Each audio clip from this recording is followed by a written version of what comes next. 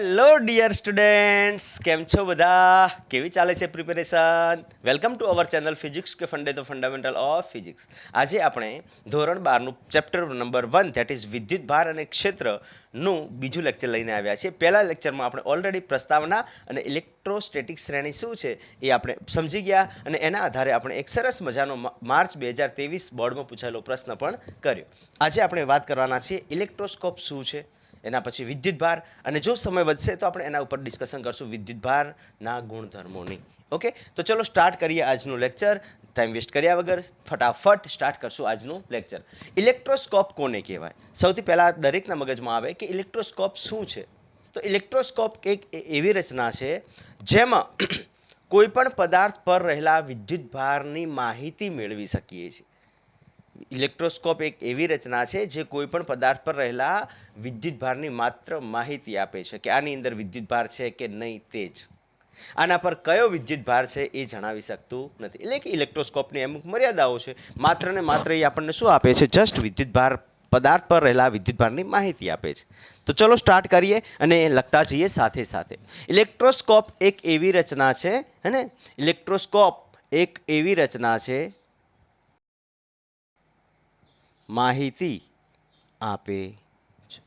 ઇલેક્ટ્રોસ્કોપને આપણે gold leaf electroscope પણ કહીએ છીએ, કેમ કે એની અંદર જે નીચે લીફ્સ લગાવેલા હોય છે એ ગોલ્ડના હોય છે, એટલા માટે એને ઘણીવાર ગોલ્ડ લીફ ઇલેક્ટ્રોસ્કોપ પણ કહેવામાં આવે છે. ને જનરલી આપણે નોર્મલ વેમાં શું કહેતા હોઈએ છીએ? ઇલેક્ટ્રોસ્કોપ કહેતા હોઈએ છીએ. તો ચલો સ્ટાર્ટ કરીએ. કેવી રીતે રચના હોય છે, કઈ રીતના કામ કરે છે, એની અમુક અને એ આપણને શું શું જણાવે છે, કઈ કઈ બાબત નથી જણાવી શકતું હોય ને, મેરિટ્સ એન્ડ ડિમેરિટ્સની આપણે વાત કરવાની છે. તો ઇલેક્ટ્રોસ્કોપ કેવી રચના હોય છે, પહેલાં આપણે ઇલેક્ટ્રોસ્કોપની રચના સમજી લઈએ.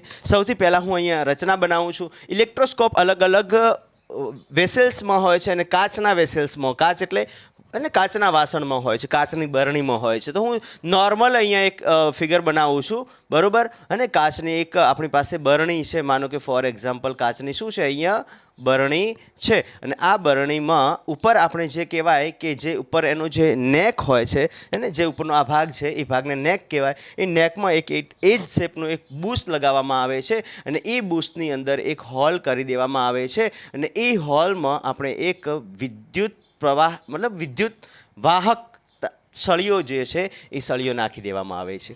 અહીંયા જે સળિયાના ઉપરનો ભાગ છે એના ઉપર ત્રાજવામાં જે પેલું હોય છે ને એ ટાઈપનું કંઈક વસ્તુ મૂકવા માટેનું સપોર્ટ હોય છે અને નીચે આ જગ્યા પર બે લીફ લગાવેલા હોય છે. શું લગાવેલું હોય છે? બે લીફ. લીફ એટલે શું બેટા? પન્ના. અને જસ્ટ લીફ લગાવેલા હોય છે. લીફ એટલે બે જસ્ટ એક સમચોરસ લઈ શકીએ ને, સમચોરસ કે લંબચોરસ આવી રીતનું આ પન્નું જે છે અને લીફ કહેવાય. ઓકે, તો આવી રીતના બે લીફ લગાવેલા હોય છે. અને આ જો આમાં કેવું હોય છે કે તમે તમારા ઘરે બનાવવા માંગો તો આપણે ગોલ્ડ લીફ બનાવવાની જરૂર નથી. તો આપણે કાગળનો ટુકડો કે પછી કોઈ મેટાલિક કોઈ ધાતુનું એકદમ પાતળી, આપણે કદાચ તમે ખ્યાલ હશે કે જે રોટલી ગરમ રાખવા માટે આપણે જે એલ્યુમિનિયમ ફોઇલનો ઉપયોગ કરીએ છીએ એ ફોઇલની લીફ પણ બનાવી શકાય છે. ઇન શોર્ટ, વિદ્યુત વાહક હોવી જોઈએ. ઓકે, એ આપણે સમજવાનું છે. ગોલ્ડ લીફ એટલા માટે કે ત્યાં જે કોણાવર્તન છે ને એ સરળતાથી આપણે જોઈ શકીએ છીએ. કંઈક આવી રીતની રચના હોય છે. અહીંયા બુશ લગાવેલું હોય છે. બુશ લગાવેલું હોવાના કારણે આની અંદર કોઈ હવાના કારણે કોણાવર્તન જોવા મળશે નહીં. સ્થિર ટેબલ પર મૂકી દેવાનું છે અને ટેબલ પર મૂક્યા પછી આપણે એનો પ્રયોગ કરવાનો છે. ક્લિયર અહીંયા સુધી? હવે જુઓ, માનો કે મારી પાસે કોઈ બે પદાર્થ છે. એક પદાર્થ છે, ઓકે, એના ઉપર વિદ્યુત ભાર છે. આપણે ધન વિદ્યુત ભાર છે કે ઋણ વિદ્યુત ભાર છે એની સાથે કોઈ લેવા દેવા નથી, કેમ કે ઇલેક્ટ્રોસ્કોપ માત્ર વિદ્યુત ભારોના જથ્થાને આઈડેન્ટિફાઈ કરે છે, નહીં કે કયો વિદ્યુત ભાર છે એ જણાવે છે. ઓકે, એના ઉપર ડિસ્કશન કરશું. માનો કે મેં આ જે છે આના ઉપર વિદ્યુત ભાર 9 કુલમ છે અને આના ઉપર વિદ્યુત ભાર માનો કે 12 કુલમ છે. આને પકડીને આના પર મૂકું છું, આના ઉપર મૂકવામાં આવે છે. તો હું આ ફિગરને કંઈ ચેન્જ નથી કરતો, પણ આની અંદર જે લીફ છે એ લીફમાં ચેન્જ કરું છું. ઓકે, ને લીફમાં ચેન્જ કરવા માટે હું જસ્ટ અહીંયા બે ફિગર બનાવીશ. અહીંયા જો ગોલ્ડ લીફ, અહીંયા આપણી પાસે ઇલેક્ટ્રોસ્કોપ છે, અહીંયા લીફ છે, બરાબર? અહીંયા લીફ છે. હવે જુઓ બેટા, નોર્મલ લીફ કેવા હોય? સીધા આવી રીતના હશે. પણ જ્યારે હું અહીંયા 9 કુલમ 9 કુલમ વિદ્યુતભાર ધરાવતા પદાર્થને મૂકું છું ત્યારે એ લિફ્ટમાં શું જોવા મળે છે બેટા? કોણાવર્તન જોવા મળે છે. એ લિફ્ટ એકબીજાથી દૂર ભાગે છે. કેમ દૂર ભાગે છે એનું કારણ આપણે સમજીએ કે આનો ધન વિદ્યુતભાર છે. ધન વિદ્યુતભાર આ સુવાહક સળિયો હોવાના કારણે એ વિદ્યુતભાર ક્યાં આવશે? તો એ સરકતો ક્યાં આવી જશે? આ લિફ્ટ પર આવી જશે. હવે બંને લિફ્ટ બેટા કેવા બનવાના છે? ધન વિદ્યુતભારિત. અને આપણને ખબર છે કે બે ધન વિદ્યુતભારો વચ્ચે હંમેશા શું થાય છે? અપાકર્ષણ થાય છે. એના કારણે આ બંને વચ્ચે શું થશે? અપાકર્ષણ. આ બાજુ ભાગશે, આ બાજુ ભાગશે. હવે ડિપેન્ડ કરે છે કે આના ઉપર વિદ્યુતભાર કેટલો છે. આના ઉપર વિદ્યુતભાર આપણે લીધું છે કે 9 કુલમ છે. 9 કુલમ છે તો અહીંયા જે કોણાવર્તન જોવા મળશે એ કોણાવર્તન એના એકોર્ડિંગ મળશે. માનો કે અહીંયા જે કોણાવર્તન જોવા મળે છે એ થીટા જોવા મળે છે. એવી જ રીતના આપણે એક બીજો જે છે આપણી પાસે 12 કુલમ ધરાવતો પદાર્થ, અને જો આપણને જે ઇલેક્ટ્રોસ્કોપ છે ને એ માત્ર ને માત્ર વિદ્યુતભારની માહિતી આપે છે. વિદ્યુતભાર છે કે નહીં એ જણાવે છે. એ કયો વિદ્યુતભાર છે એ જણાવી શકતું નથી. ઓકે, આના ઉપર મેં કયો તો કે ભાઈ 12 કુલમ વાળો વિદ્યુતભાર ધરાવતો પદાર્થ મૂકી દીધો છે, અને એના કારણે જે કોણાવર્તન જોવા મળે છે એ કોણાવર્તન ખૂબ જ મોટું જોવા મળે છે કમ્પેરેટિવલી આના. ઓકે, તો પહેલી કન્ડિશનના સાપેક્ષે બીજી કન્ડિશનમાં કોણાવર્તન કેવું જોવા મળે છે બેટા? બહુ જ મોટું જોવા મળે છે. પહેલાના આધારે બીજાનું કોણાવર્તન છે એ કેવું જોવા મળે છે? ખૂબ જ મોટું જોવા મળે છે. એટલે હા, આનું કોણાવર્તન કઈ રીતના થયું છે? તો એઝ ઇટ ઇઝ આગળ થયું એમ કે ભાઈ અહીંયા ઋણ વિદ્યુતભાર સુવાહક સળિયો હોવાના કારણે જે કહેવાય કે નીચે આવી જાય છે, અને નીચે આવ્યા બાદ અહીંયા કોણાવર્તન જોવા મળે છે. થીટા જેટલું કોણાવર્તન જોવા મળે છે. અહીંયા જુઓ, વિદ્યુતભાર વધારે હોવાના કારણે નીચે વિદ્યુતભાર વધુ આવવાનો છે, અને વધુ વિદ્યુતભાર હોવાના કારણે વધારે અપાકર્ષણ થશે ને ચાર્જનું મૂલ્ય વધારે, એમ અપાકર્ષણ મતલબ બંને વચ્ચે લાગતું બળ જે છે એ વધારે.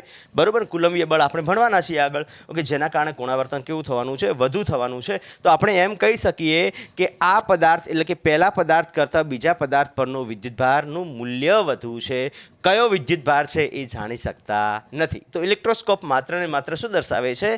કોઈ પણ પદાર્થ પર વિદ્યુતભાર છે કે નહીં તે જણાવે છે.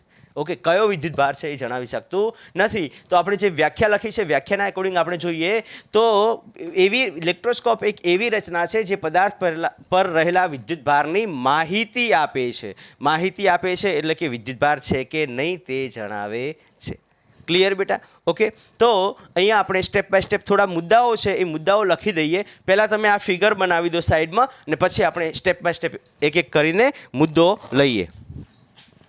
બની ગઈ ફિગર? ઓકે, ચલો તો આપણે સ્ટેપ બાય સ્ટેપ જે મુદ્દાઓ છે મુદ્દાઓ ધ્યાનમાં લેશું. અહીંયા આપણે શું ખબર પડી? તો ઇલેક્ટ્રોસ્કોપ છે ને એ માત્ર કોઈ પણ પદાર્થ પરના વિદ્યુતભારની હાજરી દર્શાવે છે. ખ્યાલ આવ્યો? તો પહેલો મુદ્દો છે કે ઇલેક્ટ્રોસ્કોપ દર્શાવે છે. આનો મતલબ શું થયો? આનો મતલબ એમ થયો કે જો પદાર્થ પર વિદ્યુતભાર હોય, જો પદાર્થ પર વિદ્યુતભાર હોય તો કોણાવર્તન થશે. જો વિદ્યુતભાર ના હોય તો કોણાવર્તન થશે નહીં. ઓકે, જો પદાર્થ પર વિદ્યુતભાર હોય કોણાવર્તન થશે નહીં. બે મુદ્દાઓ. પહેલો મુદ્દો કે કોઈ પણ પદાર્થ પર વિદ્યુતભારની હાજરી દર્શાવે છે. ઇલેક્ટ્રોસ્કોપ કોઈ પણ પદાર્થ પર વિદ્યુતભારની હાજરી દર્શાવે છે. એનો મતલબ શું થયો? કે જો પદાર્થ પર વિદ્યુતભાર હશે તો એ કોણાવર્તન દર્શાવશે, અને જો પદાર્થ પર વિદ્યુતભાર નહીં હોય તો કોણાવર્તન દર્શાવશે નહીં. ઓકે, બીજો પોઈન્ટ લઈએ આપણે. તો બીજા પોઈન્ટમાં શું કહે છે, અથવા શું અહીંયા તમે જુઓ બેટા કે આના પર ધન વિદ્યુતભાર છે, આના પર ઋણ વિદ્યુતભાર છે. બંનેમાં કોણાવર્તન થાય જ. એનો મતલબ શું થયો? એનો મતલબ એમ થયો કે વિદ્યુતભાર કયો છે એ જણાવી શકતું નથી. વિદ્યુતભાર કયો છે એટલે કે ધન વિદ્યુતભાર છે કે ઋણ વિદ્યુતભાર છે એ જણાવી શકતું નથી. એટલે આપણે કહી શકીએ કે ઇલેક્ટ્રોસ્કોપ જે છે એ વિદ્યુતભાર છે કે નહીં એ જ જણાવે છે. વિદ્યુતભારના પ્રકાર જણાવી શકતું નથી. ઓકે, આપણે લખશું અહીંયા ઇલેક્ટ્રોસ્કોપ વિદ્યુતભારના પ્રકારો એટલે ધન કે ઋણ ની માહિતી આપી શકતું નથી. પણ એક બીજી માહિતી આપે છે કે કોના પર વિદ્યુતભાર વધુ છે ને કોના પર વિદ્યુતભાર ઓછો છે, એ માહિતી આપણને મળે છે. તો આપણે એ પોઈન્ટ પણ લખી દઈએ કે ઇલેક્ટ્રોસ્કોપ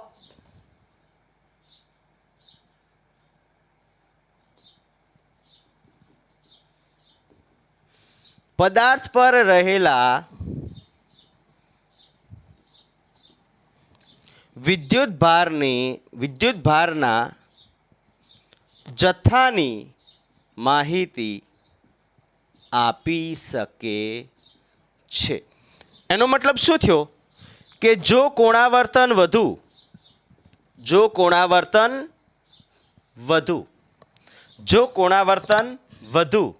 તો પદાર્થ પર રહેલા વિદ્યુતભારનું મૂલ્ય વધુ. સાપેક્ષ કન્ડિશન આવશે. બે પદાર્થ મેં લીધા છે, બે પદાર્થમાં જેનું કોણાવર્તન વધારે હશે એના પર વિદ્યુતભાર વધુ, જેના પર ઓછો હશે મતલબ જેના પર વિદ્યુતભાર ઓછો હશે એનું કોણાવર્તન ઓછું. ક્લિયર? સાપેક્ષ સંબંધ આપી શકે છે.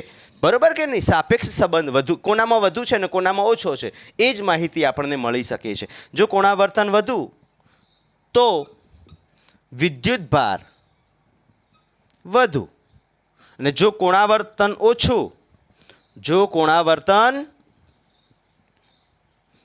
ઓછું તો પદાર્થ પરનો વિદ્યુતભાર જે છે એ કેવો થશે? ઓછો. પણ આ બંનેમાં સાપેક્ષ સરખામણી થાય છે. કેવી થાય છે? સાપેક્ષ સરખામણી થાય છે. મતલબ શું થયો કે હવે વધુ ને ઓછું ક્યારે ખબર પડે? કે જ્યારે આપણી પાસે બે પદાર્થ હોય. માનો કે મેં આ પેન વિદ્યુત ભારિત કરી ઊન સાથે ઘસીને મૂકી તો એનું કંઈક કોણાવર્તન થયું. એના પછી મેં બીજો પદાર્થ લીધો એને ઘસીને મૂક્યો તો એનું પણ કોણાવર્તન થયું. તો આ બંનેમાં કોનું વધારે કોણાવર્તન થયું એના પર વધુ વિદ્યુતભાર. એટલે કે અહીંયા જે પણ સરખામણી થાય છે એ બેટા કેવી સરખામણી થાય છે? સાપેક્ષ સરખામણી થાય છે. ઓકે, હવે જુઓ, આના ઉપર હું પ્રશ્ન લખાવતો નથી અત્યારે, પણ તમે તમારી રીતે લખી નાખો. હું તમને કહી દઉં કે કેવા પ્રશ્ન પૂછાય છે. હજી સુધી પૂછાયા નથી ઇલેક્ટ્રોસ્કોપ પર બહુ એવા સારા એવા પ્રશ્ન. એકાદ પ્રશ્ન પૂછાયેલો છે પણ એ કેવો પૂછાયો છે એ પણ હું તમને જાણ કરી દઉં કે ભાઈ આજે તમે આટલી વસ્તુ ધ્યાનમાં લેશો ને તો તમારા ઇલેક્ટ્રોસ્કોપના બધા પ્રશ્નો ક્લિયર. ખ્યાલ આવી ગયો કે નહીં? આટલું તમે તૈયાર કરી લેશો તો ઇલેક્ટ્રોસ્કોપના બધા પ્રશ્નો ક્લિયર. હવે પ્રશ્ન કઈ રીતના પૂછે તો કે ભાઈ ઇલેક્ટ્રોસ્કોપ જે છે એ વિદ્યુતભાર ખાલી જગ્યા ઇલેક્ટ્રોસ્કોપ એ વિદ્યુતભાર ખાલી જગ્યા એવો પ્રશ્ન પૂછે અને પછી લખ્યું હોય કે વિદ્યુતભાર ધન છે કે ઋણ છે એ જણાવે છે, વિદ્યુતભારની માહિતી આપે છે, વિદ્યુતભારના જથ્થાને દર્શાવે છે, બી અને સી બંને આવી જશે. ખ્યાલ આવી ગયો કે નહીં? એ ટાઈપના ઓપ્શન્સ હશે. મેઇન આ મુદ્દાઓ ઉપરથી જ એમસીક્યુ બને છે. હવે તમે તમારી રીતે એમસીક્યુ બનાવી દેજો એટલે તમને ખ્યાલ આવી જશે. આના ઉપર બહુ ડીપમાં આપણે જે કહેવાય કે બહુ ડીપમાં જવાની જરૂર નથી. જસ્ટ આટલા મુદ્દાઓ તમને ખબર હશે તો તમને કોઈ તકલીફ પડશે નહીં. ફરીથી સમજાવી દઉં છું. ઇલેક્ટ્રોસ્કોપ માત્ર ને માત્ર વિદ્યુતભારની માહિતી આપે છે. એની રચના કંઈક આવી રીતની હોય છે. ઇલેક્ટ્રોસ્કોપ જે છે એ ઇલેક્ટ્રોસ્કોપમાં આપણે કોઈ પણ પદાર્થ પરનો વિદ્યુતભારના પ્રકારની માહિતી મેળવી શકતા નથી. એટલે કે ધન છે કે ઋણ એને આપણે સમજી શકતા નથી કે એની માહિતી મેળવી શકતા નથી. જો પદાર્થ પર વિદ્યુતભાર હોય તો કોણાવર્તન થશે, વિદ્યુતભાર ના હોય તો કોણાવર્તન થતું નથી. અને બીજું કે બે સાપેક્ષ સરખામણી માટે એનો ઉપયોગ થાય છે. એટલે કે જેની પર વિદ્યુતભાર વધુ એનું કોણાવર્તન વધુ, જેની પર વિદ્યુતભાર ઓછો એનું કોણાવર્તન ઓછું. Okay, clear? ચલો બેટા ફટાફટ લખી નાખો. એના પછી આપણે નેક્સ્ટ થિયરી સ્ટાર્ટ કરવાની છે કે વિદ્યુતભાર તો વિદ્યુતભાર છે શું, એટલે વિદ્યુતભારને સમજવાનો છે. ફટાફટ લખી નાખો. ઓકે બેટા, લખાઈ ગયું? ચલો તો ઇરેઝ કરી નાખીએ છીએ આને અને પછી આપણે વાત કરીએ વિદ્યુતભાર કોને કહેવાય એની બેઝિક માહિતી. ચલો તો આપણે સ્ટાર્ટ કરીએ વિદ્યુતભાર કોને કહેવાય. ઓકે, વિદ્યુતભારની વ્યાખ્યા આપણે શું લખી શકીએ? વોટ ઇઝ વિદ્યુતભાર? What is charge? વિદ્યુતભારને ગુજરાતીમાં ઇંગ્લિશમાં વિદ્યુતભાર જે છે એ ગુજરાતી વર્ડ છે જેને ઇંગ્લિશમાં કહેવાય છે બેટા charge. What is charge? Charge કોને કહેવાય? What is charge? Okay, charge is nothing but an intrinsic property of any matter. કોઈ પણ પદાર્થના આંતરિક ગુણધર્મને વિદ્યુતભાર કહેવામાં આવે છે. ફટાફટ વ્યાખ્યા લખશું. કોઈ પણ પદાર્થના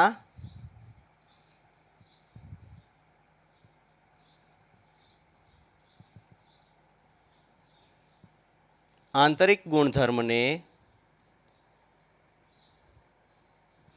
વિદ્યુતભાર કહેવામાં આવે કોઈપણ પદાર્થના અને વિદ્યુતભાર શું છે? તો એ વિદ્યુતભાર એ પદાર્થનો આંતરિક ગુણધર્મ છે. વિદ્યુતભાર શું છે? પદાર્થનો આંતરિક ગુણધર્મ છે. જેમ દળ પદાર્થનો આંતરિક ગુણધર્મ છે ને, દળની વ્યાખ્યા શું છે? દળ એ પદાર્થનો આંતરિક ગુણધર્મ છે. એમ વિદ્યુતભાર પણ એનો આંતરિક ગુણધર્મ છે. ખ્યાલ આવી ગયો? ઓકે, તો વિદ્યુતભાર જે છે એની વ્યાખ્યા થઈ જશે. હવે આ વિદ્યુતભાર જે છે, જો વ્યાખ્યા આપણે લખી તો એનું કંઈક ચિહ્ન હશે. ભાઈ એને કઈ રીતના ચિહ્નિત કરવામાં આવે છે, એનું ચિહ્ન શું થાય છે? તો ચિહ્નની વાત કરીએ તો એને યા તો કેપિટલ ક્યુ વડે અથવા સ્મોલ ક્યુ વડે દર્શાવવામાં આવે છે. બરાબર, ડિપેન્ડ કરે છે કન્ડિશન શું છે એના આધારે. ચલો, ચિહ્ન ખબર પડી તો એનો એકમ શું થશે બેટા? એકમની વાત આવે, હું એકમ શબ્દ લખું તો અહીંયા એસઆઈ એકમ જ આપણે ધ્યાનમાં લઈશું. બરાબર, તો આનો એકમ જે છે એ કુલંબ થાય. શું થાય? કુલંબ. શું થાય? કુલંબ. ઓકે, કુલંબને જનરલી સી વડે દર્શાવવામાં આવે છે. અથવા બીજો જે છે એ જે આપણે ત્રીજા ચેપ્ટરમાં ભણવાના છીએ, એમ્પિયર સેકન્ડ. ઓકે, બીજાને આપણે શું નામ આપીએ છીએ? Ampere second. ઓકે, જેને આપણે ત્રીજા ચેપ્ટરમાં ડીપમાં ભણવાના છીએ. આ એમ્પિયર સેકન્ડ ક્યાંથી આવ્યો સાહેબ? તો એને આપણે ડીપમાં ત્રીજા ચેપ્ટરમાં ભણવાના છીએ, વિદ્યુત પ્રવાહમાં ભણવાના છીએ. આઈ બરાબર હે ને, આઈ બરાબર ક્યુ બાય ટી. ચલો એક સિમ્પલ સમજાવી દઉં. આઈ બરાબર ક્યુ બાય ટી ઓલરેડી તમે 10મા ધોરણમાં ભણી ચૂક્યા છો. આઈ બરાબર ક્યુ બાય ટી. તો ક્યુ બરાબર શું થાય? I T. હવે આઈ શું છે બેટા? એમ્પિયર પ્રવાહ. ને વિદ્યુત પ્રવાહ છે તો વિદ્યુત પ્રવાહનો એકમ એમ્પિયર થાય. ટી શું છે? સમય. તો સમયનો એકમ શું થાય? સેકન્ડ. તો એમ્પિયર સેકન્ડ. ઓકે, અને બીજો આપણો બેઝિક જે કહેવાય કે એકમ જે છે એ કુલમ છે. ક્લિયર અહીંયા સુધી? તો આ એકમ મળી જશે આપણને. ચલો, એકમ હોય તો પારિમાણિક સૂત્ર પણ આપણને ખબર હોવું જોઈએ. ભાઈ પારિમાણિક સૂત્ર શું થશે? ભાઈ આની અંદર ક્યાંય દળ છે? નથી. ક્યાંય લંબાઈ છે? નથી. ક્યાંય સમય છે? યસ છે. તો T1. વિદ્યુત પ્રવાહ છે તો A1. બરોબર કે નહીં? ઓકે, તો આ M1 L1 T1 A1 આ એનું પારિમાણિક સૂત્ર થશે. ચલો, પારિમાણિક સૂત્ર સમજાઈ ગયું. તો કઈ રાશિ છે? રાશિ ઉપર આવીએ. ભાઈ કઈ રાશિ છે આર્યા? ભાઈ વિદ્યુત ભાર કઈ રાશિ છે? તો બેટા તમને ખબર હોવી જોઈએ એ કઈ રાશિ છે? અદિશ રાશિ છે. કઈ રાશિ છે? અદિશ રાશિ છે. હે ને, વિદ્યુત ભાર જે છે કઈ રાશિ છે? અદિશ. વિદ્યુત પ્રવાહ કઈ રાશિ છે? અદિશ. વિદ્યુત પ્રવાહ દિશાને મૂલ્ય ધરાવે છતાં સર અદિશ રાશિ. યસ, ધેટ ઇઝ એન અદિશ રાશિ. એને ટેન્સર રાશિ પણ કહેવામાં આવે છે. જે ભૌતિક રાશિ દિશા અને મૂલ્ય ધરાવતી હોય છતાં અદિશ હોય એને ટેન્સર ભૌતિક રાશિ પણ કહેવામાં આવે છે. ક્લિયર અહીંયા સુધી? તો આ વિદ્યુત ભારની થોડીક બેઝિક માહિતી થઈ ગઈ છે, જે માહિતી તમારે ધ્યાનમાં રાખવાની છે. બરોબર ને? ઓકે, તો આટલું આપણે રાખશું. હવે માનો કે હા, વિદ્યુત ભારના પ્રકારો કયા કયા છે? પ્રકારની પણ વાત કરી લઈએ. ભાઈ વિદ્યુત ભાર કેટલા પ્રકારના છે? કેટલા પ્રકારના છે વિદ્યુત ભારો? 2 પ્રકારના. કયા? તો ધન વિદ્યુત ભાર અને ઋણ વિદ્યુત ભાર. ઓકે, તો વિદ્યુત ભારના પ્રકારો કેટલા છે? 2 પ્રકાર. હે ને, વિદ્યુત ભારના પ્રકારોની પણ આપણે વાત કરી દઈએ. વિદ્યુત ભારના પ્રકારો કેટલા છે? 2 પ્રકાર છે. ઓકે, વિદ્યુત ભારના કેટલા પ્રકાર? 2 પ્રકાર. કયા કયા? તો કે ધન વિદ્યુત ભાર અને બીજો કયો પ્રકાર છે? ઋણ વિદ્યુત ભાર.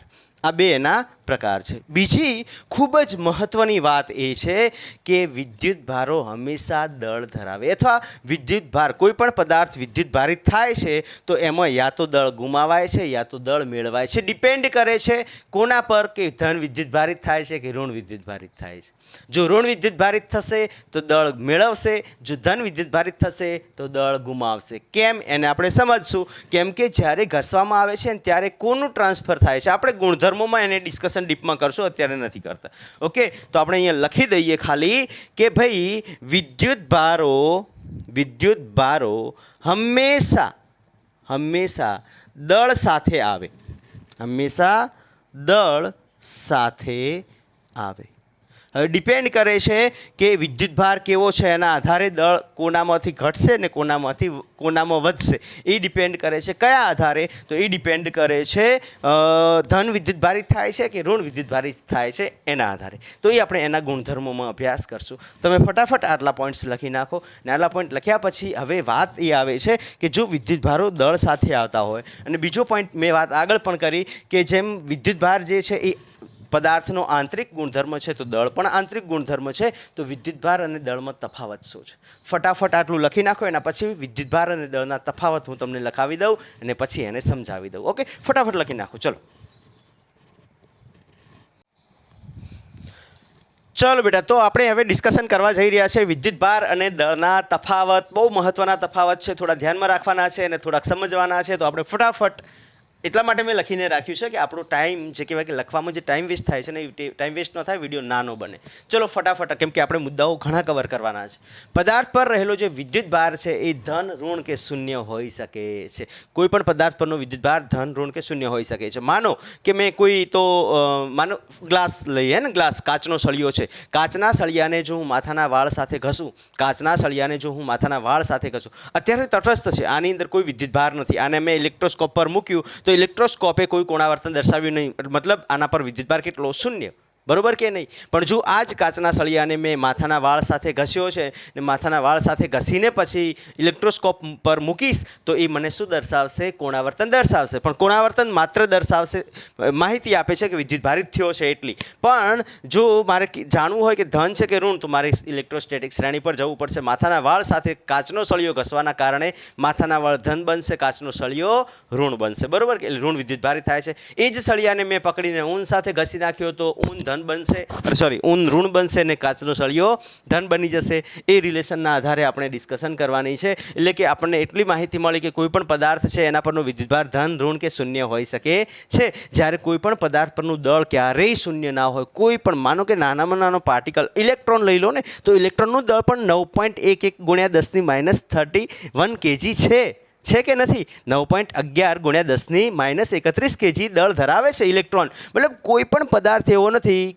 પદાર્થ હોય, દ્રવ્ય હોય તો એ દળ ધરાવે જ. એટલે પદાર્થ પરનું દળ હંમેશા કેવું હશે? ધન હશે અને અશૂન્ય હશે. 0 શૂન્ય ધરાવતો દળ, 0 દળ ધરાવતો કોઈ પણ પદાર્થ છે નહીં આ સિસ્ટમમાં, આ યુનિવર્સમાં. બીજી વાત કરીએ કે કોઈ પણ પદાર્થ પર રહેલો જે વિદ્યુત ભાર છે એના ઉપર ગતિની અસર થતી નથી. માનો કે આના પર 10 કુલમ વિદ્યુત ભાર છે અને 10ની કે 100ની કે 200ની કે 400 કે 3 × 10⁸ મીટર પ્રતિ સેકન્ડની ઝડપથી પણ હું ગતિ કરાવું છું તો એના પરના વિદ્યુત ભારમાં કોઈ ફરક પડશે નહીં. પણ પદાર્થના દળ પર એની અસર જોવા મળશે. શું થાય છે? એના માટે આપણને આઇન્સ્ટાઈને થિયરી ઓફ રિલેટિવિટી જે આપ્યું છે, સાપેક્ષવાદનો જે કોન્સેપ્ટ આપણને આપ્યો છે, એના ઉપરથી આપણે આ જે સૂત્ર આપ્યું છે, કોણે આપ્યું છે? આઇન્સ્ટાઈન કાકાએ આપ્યું છે. તો એ સૂત્રના આધારે એવું જાણવા મળે છે કે જો વ્યક્તિ કે પદાર્થનો વેગ જેમ જેમ વધે છે, જો બેટા આ સૂત્ર જે છે ને એ થિયરી ઓફ રિલેટિવિટી પરથી મળેલું સૂત્ર છે. અહીંયા કોઈ પણ પદાર્થનું દળ છે એ ગતિ પર આધાર રાખે છે. જેમ જેમ ગતિ વધે છે એમ એમ દળમાં ફેરફાર થાય છે. શું ફેરફાર થાય છે એ આ સૂત્ર ઉપરથી સમજીએ. માનો કે આ વેગ વધે છે, માનો કે આ વેગ શું થાય છે? વધે છે. આ વેગ વધશે તો એ આખું ટર્મનું મૂલ્ય પણ શું થવાનું? વધવાનું કે નહીં? આ આખા ટર્મનું મૂલ્ય વધશે તો 1 - આનું મૂલ્ય જે છે, એટલે કે આ આખા ટર્મનું મૂલ્ય શું થશે? ઘટશે. જે છેદમાં આખો ટર્મ રહ્યો છે એનું મૂલ્ય ઘટશે. કેમ? કેમ કે આનું મૂલ્ય વધશે તો 1 - આનું મૂલ્ય, 1 - આનું મૂલ્ય, 1 - આનું મૂલ્ય, તો 1માંથી મૂલ્ય શું થાય છે? ઘટે છે. એટલે કે આ આખો છેદમાં રહેલો જે ભાગ છે એના મૂલ્યમાં શું થાય છે? ઘટાડો થાય છે. ખ્યાલ આવ્યો? હું પદાર્થના વેગને વધારું છું, આ વેગ શું થાય છે બેટા? વધે છે. પદાર્થનો વેગ વધે છે તો આ આખા ટર્મનું મૂલ્ય વધે છે. આખા ટર્મનું મૂલ્ય વધ્યું તો નીચે છેદમાં અંડરરૂટમાં રહેલો આખું ટર્મ છે, 1 - આનું મૂલ્ય જેમ જેમ વધશે એમ આનું આખાનું ટર્મનું મૂલ્ય તો ઘટવાનું ને, તો આ મૂલ્ય ઘટશે. ને આ મૂલ્ય ઘટે તો બેટા દળ કેવું થશે? વધશે. છેદનું મૂલ્ય ઘટે તો દળનું મૂલ્ય શું થશે? વધશે. તો જેમ જેમ આપણે ગતિમાન થતા જશું, વેગ મારો વધતો જશે, એમ એમ શું થતું જશે? મારું દળ વધતું જશે. અને જો વેગ શૂન્યાવકાશમાં પ્રકાશનો જે વેગ છે એના બરાબર થઈ જશે તો બેટા આપણું દળ ઇન્ફિનિટી થઈ જશે, જે શક્ય જ નથી. ઓકે, જે આમ ખાલી હા ઇમેજિન કરી શકો છો, બાકી એટલા વેગથી આપણે ગતિ કરાવી શક્યા નથી ને કરાવી શકવાના પણ નથી. ઓકે, પછી ભગવાને કંઈક સાચવી રાખ્યું છે એ થોડું કંઈ આપણે બધું આપણને આપી દેશે. ચલો બેટા આના ઉપર ડિસ્કશન આપણે કરશું. જો બેટા અહીંયા એમ શું છે, એમ નોટ શું છે, વી શું છે અને સી શું છે. તો એમ જે છે એ ગતિમાન પદાર્થનું દળ છે ને, ગતિમાન પદાર્થનું દળ. ઓકે, એમ નોટ શું છે તો સ્થિર પદાર્થનું દળ. કદાચ અહીંયા તમને નહીં વંચાતું હોય, આટલા પોર્શનમાં પાછળનો ભાગ નથી વંચાતો. સ્થિર પદાર્થનું દળ એમ નોટ છે. એમ શું છે? ગતિમાન પદાર્થનું દળ. વી શું છે? પદાર્થનો વેગ. પદાર્થનો વેગ માનો કે 100 મીટર પ્રતિ સેકન્ડ, 10 મીટર પ્રતિ સેકન્ડ જે પણ આપ્યો છે. ને સી શું છે? પ્રકાશનો વેગ 3 × 10⁸ મીટર પ્રતિ સેકન્ડ. ક્લિયર અહીંયા સુધી બેટા? ઓકે, આ જે છે રિલેશન આપણને કોણે આપ્યું છે? આઇન્સ્ટાઈને આપ્યું છે. કોના આધારે મળ્યું છે? થિયરી ઓફ રિલેટિવિટી, એને સાપેક્ષવાદવાળો જે થિયરી છે એના ઉપરથી આપણને આ રિલેશન મળ્યું છે. ત્રીજો પોઈન્ટ લઈએ તો વિદ્યુત ભારનું ક્વોન્ટમીકરણ શક્ય છે. ક્વોન્ટમીકરણ એટલે શું એનો આખો એક મુદ્દો આપણે આગળ ભણવાના છીએ, એટલે તમને સમજાવીશ ક્વોન્ટમીકરણ શું છે. વિદ્યુત ભારનું ક્વોન્ટમીકરણ શક્ય છે જ્યારે દળનું ક્વોન્ટમીકરણ હજુ સુધી શક્ય બન્યું નથી. વિદ્યુત ભારનું ક્વોન્ટમીકરણ શક્ય છે, બને છે ને, વિદ્યુત ભારનું ક્વોન્ટમીકરણ થાય છે, પણ દળનું ક્વોન્ટમીકરણ છે હજી સુધી શક્ય બન્યું નથી. ક્વોન્ટમીકરણ શું છે હું આગળ ભણાવવાનો છું, તમે ખાલી જસ્ટ આ પોઈન્ટ જ યાદ રાખો. તમે એ ભણશો એટલે તમને આ મગજમાં ક્લિયર થઈ જશે. વિદ્યુત ભારનું સંરક્ષણ થાય છે, વિદ્યુત ભારનું સંરક્ષણ થાય છે, પણ દળનું સંરક્ષણ થતું નથી. સાહેબ શું ગપ્પા મારો છો? દળનું સંરક્ષણ તો અમે ભણ્યા છીએ અત્યાર સુધી. યસ, દળનું સંરક્ષણ તમે ભણ્યા છો, પણ અહીંયા કન્ડિશન થોડીક ફેરફાર થાય છે. વિદ્યુત ભાર સંરક્ષિત છે. વિદ્યુત ભાર કેવો છે? સંરક્ષિત છે, પણ દળ સંરક્ષિત નથી. જ્યારે આપણે ક્વોન્ટમ ફિઝિક્સમાં જશું ને, મોડર્ન ફિઝિક્સમાં જ્યારે જશું ને, ત્યારે આપણને ખબર પડશે કે કોઈ પણ પદાર્થનું દળ છે ને એ દળ ઉર્જામાં રૂપાંતરિત થાય છે ને ઉર્જા દળમાં રૂપાંતરિત થાય છે, એટલે વિદ્યુત ભારનું ક્વોન્ટમીકરણ શક્ય નથી. ક્વોન્ટમ ફિઝિક્સમાં દળ જે છે, વિદ્યુત ભાર નહીં, દળ જે છે એ સંરક્ષિત નથી. વિદ્યુત ભાર સંરક્ષિત છે, દળ એ સંરક્ષિત નથી. કેમ? કેમ કે દળ એ ઉર્જામાં અને ઉર્જા એ દળમાં રૂપાંતરિત થાય છે. દળનું રૂપાંતરણ ઉર્જામાં અને ઉર્જાનું રૂપાંતરણ દળમાં થાય છે, એટલે દળ સંરક્ષિત નથી, પણ ઓવરઓલ સિસ્ટમ સંરક્ષિત છે. ઓકે, જેટલું દળ છે એટલી જ ઉર્જા ડેવલપ થશે, જેટલું ઉર્જા છે એટલું જ દળ ડેવલપ થશે. એ રિલેટિવિટીના પોઈન્ટ ઓફ વ્યૂ છે. ઓકે, ચલો એના પછીનો પોઈન્ટ, પાંચમો પોઈન્ટ, વિદ્યુત ભારો વચ્ચે લાગતું બળ જે છે એ આકર્ષી કે અપાકર્ષી હોઈ શકે છે. વિદ્યુત ભારો વચ્ચે ધન, વિદ્યુત ભારો વચ્ચે અપાકર્ષણ, ઋણ, વિદ્યુત ભારો વચ્ચે અપાકર્ષણ. આપણે જોયું આગળના સળિયાનો જે પ્રયોગ કર્યો હતો, આગળના લેક્ચરમાં સળિયાનો પ્રયોગ કર્યો હતો. પ્રયોગોના આધારે આપણે જોયું હતું, ધન અને ઋણ જ્યારે ભેગા થાય છે ત્યારે આકર્ષણ થાય છે. એટલે કે વિદ્યુત ભારો વચ્ચે લાગતું બળ આકર્ષી કે અપાકર્ષી હોઈ શકે છે, અને આના આધારે આપણે કુલમનો નિયમ ભણવાના છીએ. ઓકે, અને દળની વાત કરીએ તો દળ વચ્ચે લાગતું બળ હંમેશા કેવું હશે? આકર્ષી હશે. હંમેશા કેવું હશે? આકર્ષી હશે. અને એ આપણે ગુરુત્વાકર્ષણ બળમાં જોઈ લીધું છે કે એ M1 અને M2 દળ ધરાવતા બે પદાર્થ હોય છે, બંને વચ્ચે હંમેશા આકર્ષી બળ લાગે છે. તો આ થઈ ગયા થોડાક મહત્વના મુદ્દાઓ, ફટાફટ લખી નાખો. એના પછી આપણે વિદ્યુતભારના ગુણધર્મો, કદાચ આજે 6-7 ગુણધર્મો છે, કદાચ 1-2 જ ગુણધર્મો થશે. બધા ગુણધર્મો કરવા જશું તો વિડીયો લેક્ચર લોંગ થઈ જશે. નેક્સ્ટ લેક્ચરમાં જે કહેવાય કે આપણે બીજા ગુણધર્મોને ડિસ્કશન કરશું. તો ફટાફટ આટલું લખી નાખો. ચલો બેટા, લખાઈ ગયું? તો ઇરેઝ કરી દઉં છું. ઓકે, તો ચલો હવે આપણે વિદ્યુત ભારના થોડાક ગુણધર્મો છે, મહત્વના ગુણધર્મો છે. આપણે વાત કરી કે વિદ્યુત ભારનું ક્વોન્ટમીકરણ થાય છે, તો ક્વોન્ટમીકરણ શું છે અને આપણે ડિસ્કશન કરવાના છે. આજે કદાચ વિડીયો લેક્ચર વધારે ન લોંગ થઈ જાય એના માટે કરીને હું 5 જ ગુણધર્મો તમને સમજાવીશ. પાછળના જે ગુણધર્મો છે વિદ્યુત ભારનું ક્વોન્ટમીકરણ એ નવા લેક્ચરમાં આપણે લઈ લઈશું. ઓકે, કઈ રીતના વિદ્યુત ભારિત કરી શકાય છે પદાર્થને, વિદ્યુત ભાર કરવાની અલગ અલગ કન્ડિશન છે, એ નેક્સ્ટ લેક્ચરમાં આપણે લઈ લઈશું. અત્યારે આપણે ડિસ્કશન કરી લઈશું શેની? તો કે ભાઈ વિદ્યુત ભારના ગુણધર્મો. નવો ટોપિક આપણો છે બેટા, વિદ્યુત ભારના ગુણધર્મો. વિદ્યુત ભારના ગુણધર્મો. ઓકે, વિદ્યુત ભારના ગુણધર્મો. બેટા વિદ્યુત ભારના ગુણધર્મો એટલે શું? મતલબ વિદ્યુત ભાર જે છે કંઈક ગુણધર્મ ધરાવે છે, એ ગુણધર્મોને આપણે ડિસ્કશન કરવાના છે. સૌથી પહેલો ગુણધર્મ છે એની આપણે વાત કરીએ તો સૌથી મહત્વનો અને પહેલો ગુણધર્મ એટલે શું? તો કે ભાઈ વિદ્યુત ભાર અદિશ રાશિ છે. વિદ્યુત ભાર કઈ રાશિ છે? અદિશ ભૌતિક રાશિ છે. ઓકે, અદિશ ભૌતિક રાશિ. વિદ્યુત ભાર જે છે એ કેવી ભૌતિક રાશિ છે? અદિશ ભૌતિક રાશિ છે. આ પહેલો. બીજો એનો મુદ્દો છે કે વિદ્યુત ભાર જે છે ને એ ટ્રાન્સફરેબલ છે. ટ્રાન્સફરેબલ એટલે શું? સ્થાનાંતરણ જેનું થઈ શકતું હોય એવું. તો વિદ્યુત ભારનું સ્થાનાંતરણ થાય છે. બીજો પોઈન્ટ છે વિદ્યુત ભારનું સ્થાનાંતરણ એટલે બેટા ટ્રાન્સફરેબલ. વિદ્યુત ભારો કેવા છે? વિદ્યુત ભારો ટ્રાન્સફરેબલ છે. Okay, I think F double આવે છે. ટ્રાન્સફરેબલ અને ટ્રાન્સફરેબલ સ્થાનાંતર થાય છે. ઓકે, વિદ્યુત ભારનું શું થાય છે? સ્થાનાંતર થાય છે. ક્લિયર અહીંયા સુધી? ત્રીજો મુદ્દો મહત્વનો છે. અચ્છા, ટ્રાન્સફરેબલ એટલે શું? તો વિદ્યુત ભાર જે છે, જેમ કે આપણે વાત કરી કે જ્યારે કોઈ પણ સળિયાને કાપડ સાથે ઘસવામાં આવે છે તો સળિયામાં ઋણ વિદ્યુત ભારિત બને. સળિયો એટલે કે પ્લાસ્ટિકનો સળિયો આપણે લઈએ એ ઋણ વિદ્યુત ભારિત થાય છે. ઊનનું કાપડ છે એ ધન વિદ્યુત ભારિત થાય છે. તો અહીંયા શું થાય છે? એને ઘસવામાં આવે છે જેના કારણે કાર્ય વિધેયના કારણે જે ઊન છે ઊનના સપાટીમાંથી ઇલેક્ટ્રોન છૂટા થાય છે. કેમ કે ઓછી ઉર્જા મળતા જ એ ઇલેક્ટ્રોન છૂટા થઈ જાય છે. ઉષ્મા ઉર્જા અહીંયા બને છે. બંને ઘનને ઘસવાથી વચ્ચે કઈ ઉર્જા મળે છે? ઉષ્મા ઉર્જા. આ ઉષ્મા ઉર્જાના કારણે જે ઊન છે એ ઊનની સપાટીમાંથી ફટાફટ ઇલેક્ટ્રોનને થોડી ઉર્જા મળતા પણ એ ઇલેક્ટ્રોન છૂટા થઈ જાય છે. અને કયા શેમાં જઈને સ્થિર થાય છે? તો કે ભાઈ પ્લાસ્ટિકના સળિયામાં જઈને સ્થિર થાય છે. એટલે પ્લાસ્ટિકનો સળિયો ઋણ બને છે અને આ ધન બને છે. એટલે કે વિદ્યુત ભારનું સ્થાનાંતરણ શક્ય છે. વિદ્યુત ભાર સ્થાનાંતરણ થાય છે. વિદ્યુત ભારનું સ્થાનાંતર થાય છે. આપણે કહી શકીએ charge is transferable. Okay, charge is transferable ઇંગ્લિશમાં લખવું હોય તો. પણ આપણે ઇંગ્લિશમાં લખવાની કોઈ જરૂર નથી. જેટલું ગુજરાતીમાં લખીએ એટલું ઓછું જ છે.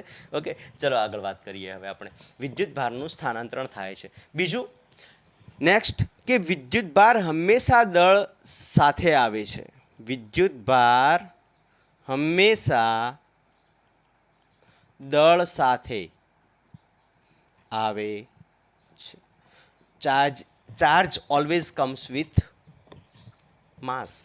Charge always comes with mass. મતલબ કોઈ પણ પદાર્થ પર ચાર્જ ડેવલપ થયો તો ત્યાં દળ વધશે કે ઘટશે, ડિપેન્ડ કરે છે કેવો ચાર્જ છે. આપણે એને સમજીએ. અને વિદ્યુત ભાર હંમેશા દળ સાથે આવે છે. એનો મતલબ શું થયો? માનો કે મારી પાસે આ ઊનનું કાપડ છે. શું છે? ઊનનું કાપડ છે. હવે આ ઊનના કાપડને મેં પહેલાં પ્લાસ્ટિકના સળિયા સાથે ઘસ્યો. કોની સાથે ઘસ્યો? પ્લાસ્ટિકના સળિયા સાથે ઘસું છું. પ્લાસ્ટિકના સળિયા સાથે ઘસવામાં આવે તો પ્લાસ્ટિકનો સળિયો બેટા કેવો બને છે? ઋણ બને છે. એનો મતલબ શું થાય? ઊનના કાપડમાંથી ઇલેક્ટ્રોન ક્યાં ટ્રાન્સફર થાય છે? ક્યાં સ્થાનાંતરણ થાય છે? તો કે ભાઈ પ્લાસ્ટિકના સળિયામાં. પ્લાસ્ટિકનો સળિયો છે. ઓકે, હું કાચનો બોલ્યો કે પ્લાસ્ટિકનો બોલ્યો? જે પણ બોલ્યો, હું અત્યારે પ્લાસ્ટિક લઉં છું. ઓકે, પ્લાસ્ટિકનો સળિયો. જ્યારે ઊનના કાપડ સાથે પ્લાસ્ટિકનો સળિયો ઘસવામાં આવે છે ત્યારે પ્લાસ્ટિકનો સળિયો ઋણ વિદ્યુત ભારિત થાય છે. કેમ ઋણ વિદ્યુત ભારિત થાય છે? કેમ કે ઊનના કાપડમાંથી ઇલેક્ટ્રોન શેમાં આવી જાય છે? પ્લાસ્ટિકના સળિયામાં આવી જાય છે. જેના કારણે એ કેવો બને છે? ઋણ વિદ્યુત ભારિત બને છે. એવી જ રીતના જ્યારે કાચના સળિયાને ઊનના કાપડ સાથે ઘસવામાં આવે છે તો કાચનો સળિયો ધન વિદ્યુત ભારિત બને છે. કાચનો સળિયો કેવો બને છે?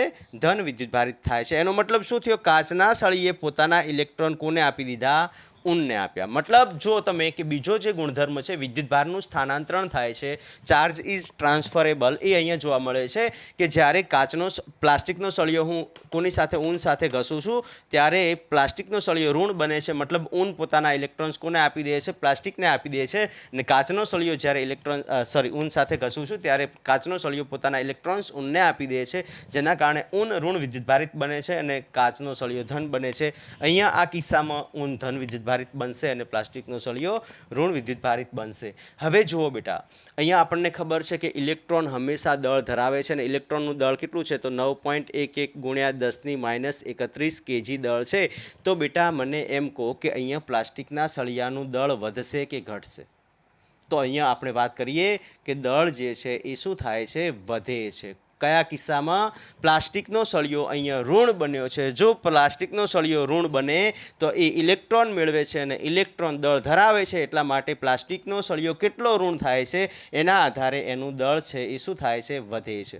જ્યારે કાચનો સળિયો છે એ કેવો બને છે? ધન વિદ્યુતભારિત બને છે. એણે શું કર્યું? એના ઇલેક્ટ્રોન ગુમાવ્યા છે. એને ઇલેક્ટ્રોન ગુમાવ્યા હોવાના કારણે એની અંદરથી ઇલેક્ટ્રોન ઘટે છે, જેના કારણે એનું દળ શું થાય છે? ઘટે છે. તો અહીંયા કાચના સળિયામાં શું થાય છે? દળ શું થાય છે? ઘટે છે. તો આપણે સાદી ભાષામાં એક વન લાઇનરમાં જો લખવું હોય તો લખી શકીએ છીએ કે જ્યારે કોઈ પણ પદાર્થ ધન વિદ્યુતભારિત બને છે ત્યારે એનું દળ ઘટે છે, અને જ્યારે ઋણ વિદ્યુતભારિત બને છે ત્યારે તેનું દળ શું થાય છે? વધે છે. એટલે કે જેમાં ઇલેક્ટ્રોન જાય છે એનું દળ વધે છે, જેમાંથી ઇલેક્ટ્રોન જાય છે એનું દળ ઘટે છે. આ મહત્વની વાત છે જેને તમારે ધ્યાનમાં રાખવાની છે. ફટાફટ અહીંયા આપણે લખી નાખીએ છીએ. જે પદાર્થમાંથી વધે છે. ક્લિયર બેટા? ઓકે. જે પદાર્થમાંથી ઇલેક્ટ્રોન જાય છે મતલબ કેવો બને છે? ધન વિદ્યુતભારિત થાય છે. ઇલેક્ટ્રોન જવો મતલબ એ ધન વિદ્યુતભારિત થવું અને એનું દળ ઘટે. બરોબર? જે પદાર્થ ઇલેક્ટ્રોન મેળવે છે એનો મતલબ એ ઋણ વિદ્યુતભારિત થાય છે, એનો મતલબ એનું દળ વધે છે. ક્લિયર અહીંયા સુધી? ક્લિયર બેટા અહીંયા સુધી? ફટાફટ આટલું લખી નાખો. એના પછી આપણે એક મહત્વનો મુદ્દો છે એ કરી નાખીએ અને આજનું લેક્ચર આપણે ક્લોઝ કરશું. ચલો બેટા, લખાઈ ગયું? તો ઇરેઝ કરી દઉં છું.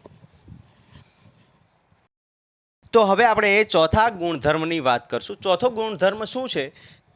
તો કે ભાઈ વિદ્યુતભાર જે છે ને એ વિદ્યુતભારો, માનો કે પદાર્થ પર વિદ્યુતભારો અલગ અલગ વિદ્યુતભારો આપણે એના ઉપર નાખ્યા છે, તો વિદ્યુતભારોનો કયો સરવાળો થાય છે? આનુષાંગિક, એટલે કે એલ્જેબ્રિક સમ થાય છે. અને વિદ્યુતભારોનો આનુષાંગિક સરવાળો થાય છે.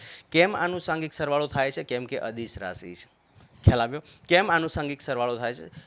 સદિશોનો સરવાળો નથી, આનુષાંગિક સરવાળો છે. સ્પષ્ટ કહું છું. કેમ? કેમ કે આનુષાંગિક સરવાળો ક્યારે થાય? જ્યારે માત્ર ને માત્ર આપણે મૂલ્યનો સરવાળો કરતા હોઈએ ત્યારે. અત્યાર સુધી જે પણ સરવાળો કરવામાં આવે છે એમાં આનુષાંગિક સરવાળો કર્યો આપણે. મતલબ ધન છે તો ધન લેવાનું, ઋણ છે તો ઋણ લેવાનું, અને એ મૂલ્યોનો સરવાળો કરવાનો. એલ્જેબ્રિક સમ કહેવાય છે. અને આપણે આનુષાંગિક સરવાળો કરીએ છીએ. તો આપણે લખશું અહીંયા કે ભાઈ વિદ્યુતભારોનો આનુષાંગિક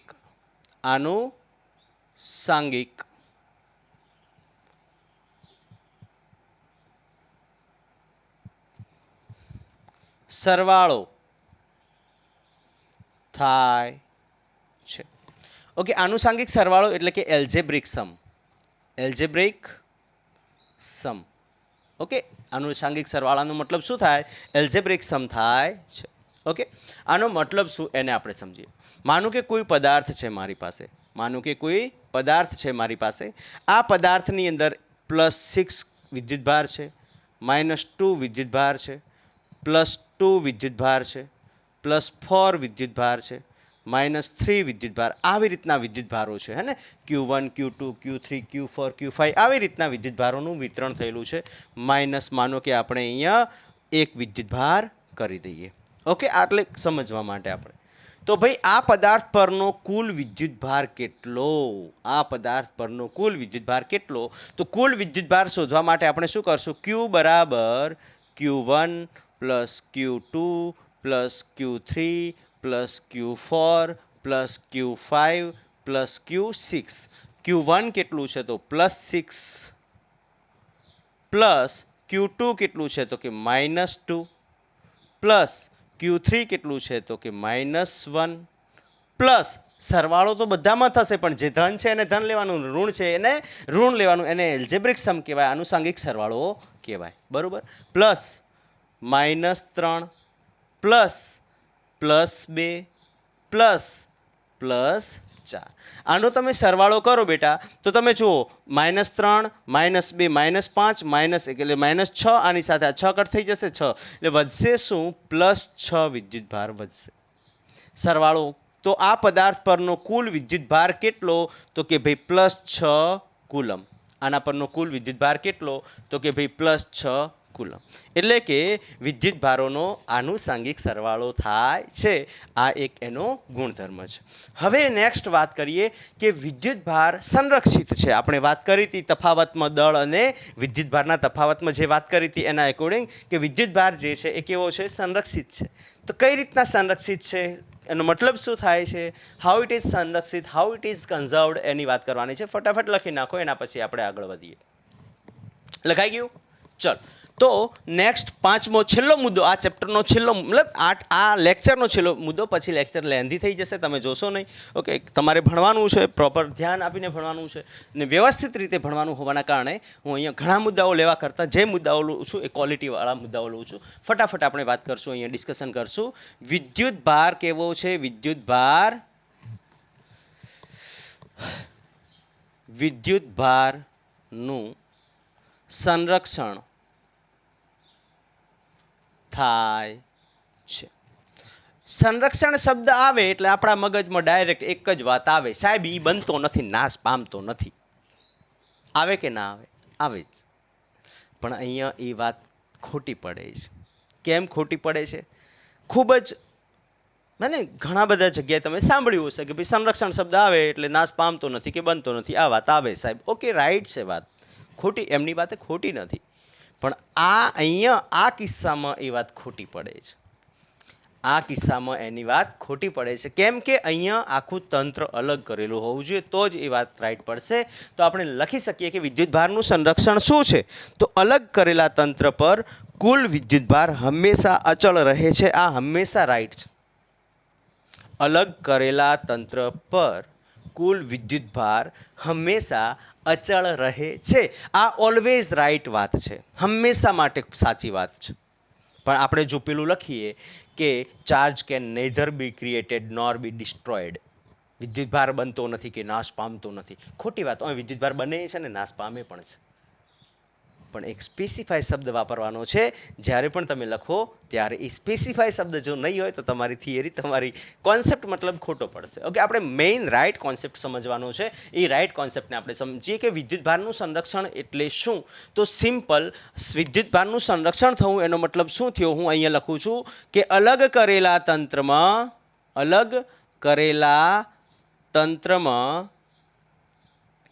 વિદ્યુત ભાર હંમેશા અચળ રહે છે. વિદ્યુત ભાર હંમેશા કેવો રહે છે? અચળ. આ થિયરી કે આ તમે લખશો ને તો હંમેશા રાઈટ, ઓલવેઝ રાઈટ.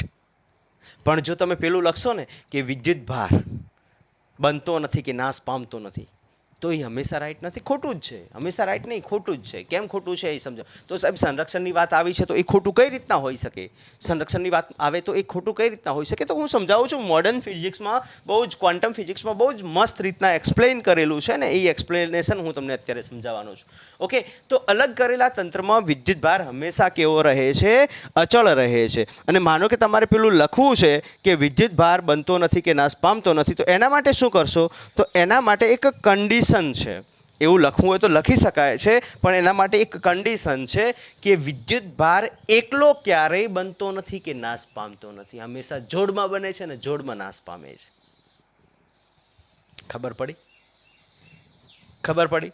વિદ્યુત ભાર હંમેશા એકલો બનતો નથી કે નાશ પામતો નથી. એવું નથી કે આ જગ્યા પર એ વિદ્યુત ભાર ધબડામ ડેવલપ થઈ ગયો, અને પેલું જે આપણે કાર્ટૂનમાં આવે ને, ઝૂમ દિન આવી જાય, અચાનક ઝૂમ દિન ચતુર ગાયબ થઈ જાય, એવું નથી થવાનું.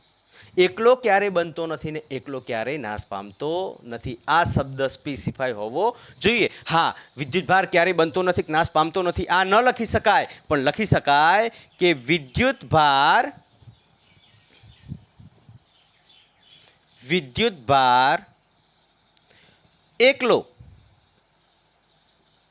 એકલો મતલબ શું થયો? વિધાઉટ પેર, જોડમાં જ બને છે, હે ને? એકલો ક્યારેય બનતો નથી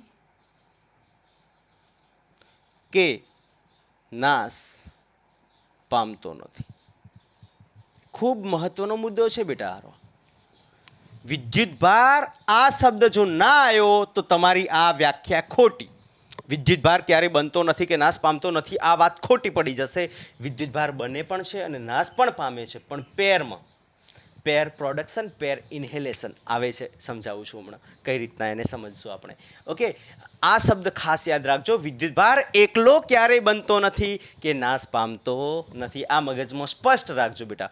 ઓકે, વિદ્યુતભાર એકલો ક્યારેય બનતો નથી કે નાશ પામતો નથી. ઓકે, એનો મતલબ શું થયો કે વિદ્યુતભાર જોડમાં બને છે અને નાશ પામે છે.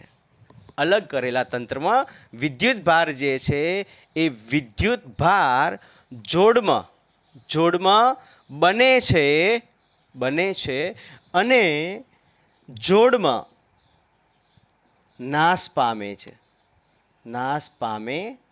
આ પોઈન્ટ ખૂબ મહત્વનો છે બેટા, ધ્યાન રાખજો. સંરક્ષણની હા, આ વસ્તુ તમે લખશો ને તો ઓલવેઝ રાઈટ છે, આ હંમેશા માટે રાઈટ છે. પણ જો તમે આમાં લખવા ગયા ને એકલો શબ્દ ભૂલી ગયા કે બનતો નથી ને નાશ પામતો નથી તો તમારો જવાબ ખોટો પડી જશે.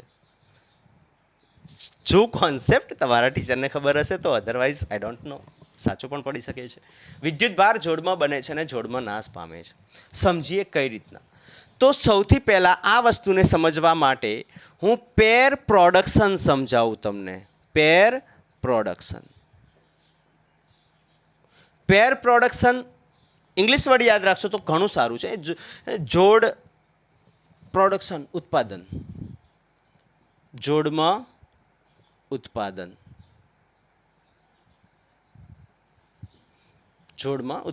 કોનું? તો કે ભાઈ વિદ્યુતભારોનું. કઈ રીતના આપણે સમજીએ. માનો કે આપણી પાસે એક ન્યુટ્રોન છે. શું છે? ન્યુટ્રોન છે. ન્યુટ્રોન વિદ્યુતીય રીતે તટસ્થ હોય, આપણને ખબર છે. એના ઉપર કોઈ વિદ્યુતભાર હોતો નથી. મેં અહીંયાથી એક ફોટોન શું છે એને આપણે આગળ ભણવાના છીએ. ફોટોન એક ઉર્જા ધરાવતો તરંગ અને પાર્ટિકલ બંને સ્વરૂપેનું એક ઉર્જા ધરાવતો પેકેટ છે. હે ને? ફોટોનની ઉર્જા કેટલી થાય? તો HF થાય. બરાબર? એ આગળ આપણે ભણશું, આગળના ચેપ્ટર્સમાં ભણશું. અત્યારે જસ્ટ આ મગજમાં સ્પષ્ટ રાખો કે અહીંયા એક ન્યુટ્રોન છે. બરાબર? અને થોડાક કલર કરી નાખીએ. આવું ન્યુટ્રોન છે, એના પર ફોટોન જે છે એ આપાત કરાવવામાં આવે છે. હવે તમે જુઓ બેટા, અહીંયા ફોટોન પરનો વિદ્યુતભાર હંમેશા કેવો હોય? શૂન્ય. આ મગજમાં ધ્યાન રાખજો. ફોટોન વિદ્યુતભાર રહિત હોય છે. એ ફોટોનને ન્યુટ્રોન પર અથડાવવામાં આવે છે. અને ન્યુટ્રોન પર જ્યારે અથડાવવામાં આવે છે ત્યારે આની અંદરથી બે પ્રકારના વિદ્યુતભારો ઉદ્ભવે છે. એક પોઝિટ્રોન અને બીજો ઇલેક્ટ્રોન. પોઝિટ્રોન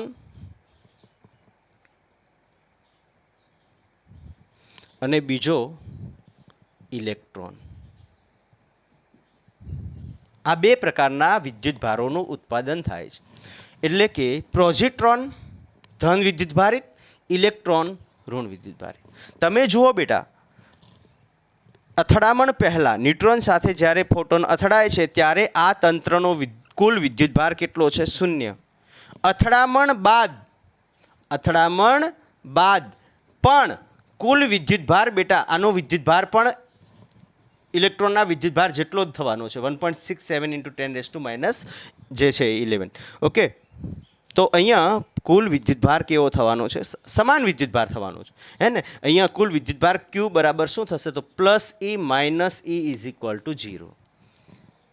એટલે કે અલગ કરેલું આખું તંત્ર હોય ને, એમાં ફોટોન મારવામાં આવે તો જો પ્રારંભમાં પણ વિદ્યુતભાર અને અંતિમમાં પણ કુલ વિદ્યુતભારનું સંરક્ષણ થયું છે અહીંયા. પણ પોઝિટ્રોન ને ઇલેક્ટ્રોન અહીંયા વિદ્યુતભારો પ્રોડ્યુસ થાય છે. ને એ વિદ્યુતભારો કેવા પ્રોડ્યુસ થાય છે? જોડમાં પ્રોડ્યુસ થાય છે. આ વિદ્યુતભારો કેવા બને છે? જોડમાં વિદ્યુતભારોનું પ્રોડક્શન થાય છે. શું થાય છે? ઉત્પાદન થાય છે. જેને આપણે શું કહીએ છીએ? પેર પ્રોડક્શન. જેને શું કહેવામાં આવે છે? પેર પ્રોડક્શન. એટલે વિદ્યુતભાર એકલો ક્યારેય બનતો નથી કે નાશ પામતો નથી. વિદ્યુતભાર હંમેશા જોડમાં બને છે અને જોડમાં નાશ પામે છે. ચલો, જોડમાં બને છે એ તો આપણને ખબર પડી ગઈ.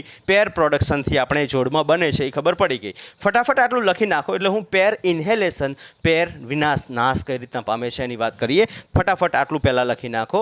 ઓકે, એને આપણે પછી આગળ વધીએ. આ ખબર પડી કે નહીં ભાઈ? ન્યુટ્રોન તટસ્થ હોય છે, એના ઉપર ફોટોન જે કે આપાત કરવામાં આવે છે, ફોટોનની ઉર્જા કંઈક હોય છે, એનો કુલ વિદ્યુતભાર શૂન્ય હોય છે. આપાત કર્યા બાદ ન્યુટ્રોનનું વિભાજન થઈ જાય છે અને વિભાજન થતાં આપણને બે વિદ્યુતભારો મળે છે, એક પ્રોઝિટ્રોન અને એક ઇલેક્ટ્રોન. પ્રોઝિટ્રોન છે એ ધન વિદ્યુતભારિત છે, ઇલેક્ટ્રોન છે એ ઋણ વિદ્યુતભારિત છે. આ તંત્રનું પ્રોડક્શન થયા બાદ આ તંત્રનો કુલ વિદ્યુતભાર કેવો રહે છે? શૂન્ય રહે છે. પણ વિદ્યુતભારો શેમાં મળે છે? આપણને જોડમાં મળે છે. એક ધન છે તો એક ઋણ છે. વિદ્યુતભારો શેમાં મળે છે? આપણને જોડમાં મળે છે. એક ધન છે તો એક ઋણ છે. એટલે જોડમાં ઉત્પાદન થાય છે, જેને આપણે પેર પ્રોડક્શન કહીએ છીએ. ચલો ફટાફટ લખી નાખો. લખાઈ ગયું? ચલો તો હવે નેક્સ્ટ આપણે વાત કરવાના છીએ પેર ઇન્હેલેશન. ઓકે, પેર પ્રોડક્શન આટલું લખાઈ ગયું. એના પછી આપણે વાત કરવાના છીએ પેર ઇન્હેલેશન. પેર ઇન્હેલેશન એટલે શું? એટલે પોઝિટ્રોન અને ઇલેક્ટ્રોન જ્યારે ભેગા થાય ત્યારે બે ફોટોનનું ઉત્પાદન થાય છે. કઈ રીતના આપણે સમજીએ? પહેલાં આપણે નામ લખશું પેર ઇન્હેલેશન. પેર ઇન્હેલેશન, જોડાણમાં ભેગું થવું. જોડાણમાં ભેગું થવું. ઇન્હેલેશન ટુગેધર, ભેગું થવું. ઇન્હેલેશન મતલબ ભેગું થવું. ઓકે, જોડાણમાં ભેગું થવું. માનો કે આપણને એક પ્રોઝિટ્રોન મળે છે. ઓકે, શું મળે છે? પ્રોઝિટ્રોન મળે છે અને એક ઇલેક્ટ્રોન મળે છે. આપણે અત્યારે હમણાં વાત કરી પેર પ્રોડક્શનમાં. હવે જ્યારે આ ઇલેક્ટ્રોન અને પ્રોઝિટ્રોન શું થાય છે? ભેગા થઈ જાય છે. અહીંયા શું થઈ જાય છે? ભેગા થઈ જાય છે. આ બંને જ્યારે ભેગા થાય છે ત્યારે આપણને બે ફોટોન જોવા મળે છે. બે ફોટોન જોવા મળે છે. શું જોવા મળે છે? ફોટોન જોવા મળે છે. બરાબર. અને આ જે બે ફોટોન જોવા મળે છે એ બે ફોટોન આપણને શેમાંથી મળ્યા? તો કે પ્રોઝિટ્રોન અને ઇલેક્ટ્રોન જ્યારે ભેગા થાય છે. હવે જુઓ બેટા, તંત્રની ભેગા થવા પહેલાંની વાત કરીએ તો કુલ વિદ્યુતભાર અહીંયા +E - E બરાબર 0. અને ફોટોનનું ભાઈ મેં તમને વાત કરી કે ફોટોન વિદ્યુતભાર રહિત હોય છે, તો અહીંયા પણ કુલ વિદ્યુતભાર જે છે એ કેવો મળે છે?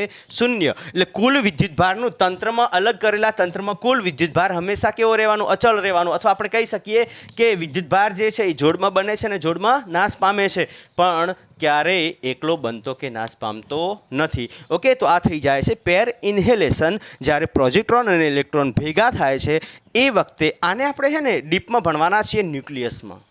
ન્યુક્લિયસમાં બહુ મસ્ત રીતના એમાં આપણે થોરિયમ ને એ બધા જે આપણે રેડિયો એક્ટિવિટી જે છે ને, ન્યુક્લિયર પાવર પ્લાન્ટ કઈ રીતના કામ કરે છે, એમાં કઈ રીતના ચેન રિએક્શન કામ કરે છે, એ બધું આના ઉપરથી જ તો મળવાનું છે. પણ અત્યારે આપણે એ વસ્તુ હું જો અત્યારે અહીંયા ભણાવવા જાઉં ને તો તમને કંઈ ટપી પડે નહીં. એના કરતાં ખાલી બેઝિક તમે સમજીજો કે પ્રોઝિટ્રોન અને ઇલેક્ટ્રોન ભેગા મળે ત્યારે આપણને બે ફોટોન મળે છે. હવે એક ફોટોન ચાર્જ રહિત હોય છે, વિદ્યુતભાર રહિત હોય છે, અને ઇલેક્ટ્રોન અને પ્રોટોનનો કુલ વિદ્યુતભાર જે છે, ઇલેક્ટ્રોન ને પ્રોઝિટ્રોનનો કુલ વિદ્યુતભાર જે છે એ શૂન્ય હોય છે. બરાબર. એટલે પ્રારંભમાં શૂન્ય છે તો અંતિમમાં શૂન્ય છે, પણ વિદ્યુતભારોનું પ્રોડક્શન થાય છે અને નાશ પણ પામે છે. આ બંને ભેગા થયા, નાશ પામ્યા. આ બંને ભેગા થવાના કારણે ફોટોન રચાય છે. ખ્યાલ આવ્યો કે નહીં? તો વિદ્યુતભારનું સંરક્ષણ થાય છે, પણ કન્ડિશન આપી છે કે અલગ કરેલા તંત્રમાં વિદ્યુતભાર હંમેશા અચળ રહે છે. વિદ્યુતભાર જોડમાં બને છે અને જોડમાં નાશ પામે છે. એકલો બનતો નથી ને એકલો નાશ પામતો નથી. ક્લિયર? ફટાફટ લખી નાખો. લખાઈ ગયું?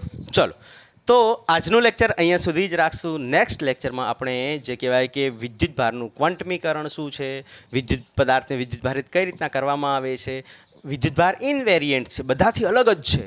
એની કંઈક અમુક એવી પ્રોપર્ટી છે, અમુક એવા ગુણધર્મો છે જેના કારણે એ બધાથી અલગ છે. તો કઈ રીતના અલગ છે એને આપણે ડિસ્કશન કરવાના છીએ. એને વિદ્યુતભારિત કઈ રીતના કરવામાં આવે છે, કોઈ પણ ગોળો છે એને વિદ્યુતભારિત કઈ રીતના કરવામાં આવે છે, વિદ્યુતભારિત કરવાના પ્રકારો છે એને આપણે ડિસ્કશન કરવાના છીએ. તો આજનું લેક્ચર અહીંયા સુધી જ રાખશું. જે પણ કરાવ્યું છે રિવિઝન કરતા રહેજો, તૈયારી કરતા રહેજો, તબિયત સાચવજો. All the best.